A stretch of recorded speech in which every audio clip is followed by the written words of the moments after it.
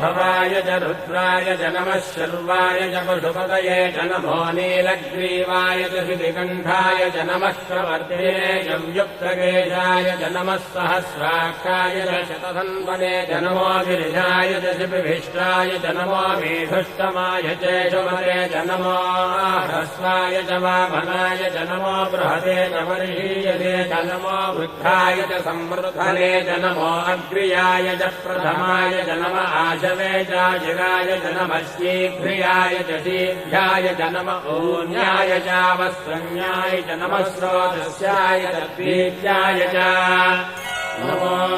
ज्येष्ठाय च कनिष्ठाय च नमः पूर्वजाय च परजाय च नमो मध्यमाय च वकल्भाय च नमो जघन्याय च बुद्धियाय च नमः श्रोभ्याय च प्रतिशल्याय च नमो याम्याय च क्षेम्याय च नमो उर्भज्याय च